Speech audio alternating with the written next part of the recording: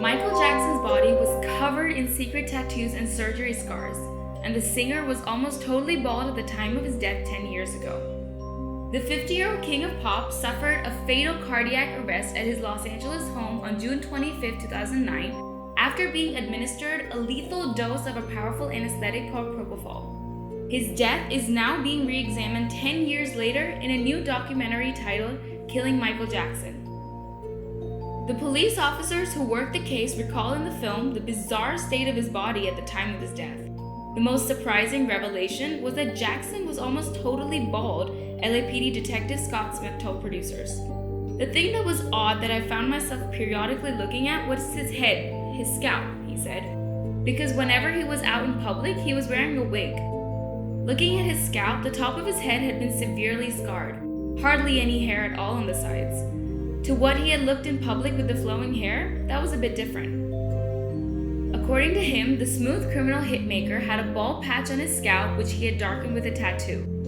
Many believe the hairless patch was a result of the burns he sustained in an accident on the set of a Pepsi commercial in 1984. Jackson's hair was set on fire while filming a performance using pyrotechnics.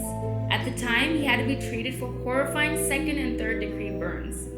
I'm not defending his use of prescription medicine by any means, but when you experience something like that, it kind of opens up the door for painkillers and whatever else that may lead to, Smith added. The report states the legendary showman spent years hiding his bald patch with hair pieces and wigs. Furthermore, he was also suffering from a receding hairline, and the rest of his hair was short and curly.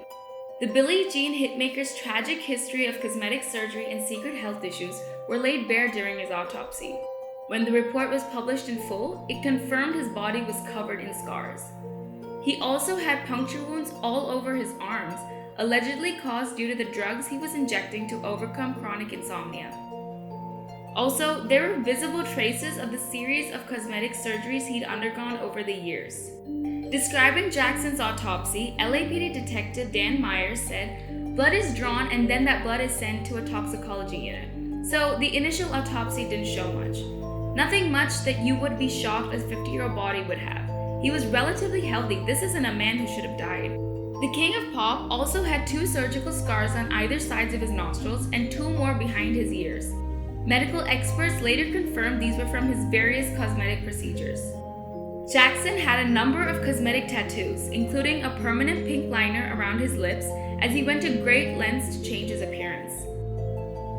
The anesthetic that ultimately killed him was administered by Jackson's personal doctor, Conrad Murray, who was later convicted of involuntary manslaughter over his death. The doctor was sentenced to 4 years in prison, but was released after serving 2 years in 2013. Thank you for watching. Check out our other videos on our channel and don't forget to subscribe.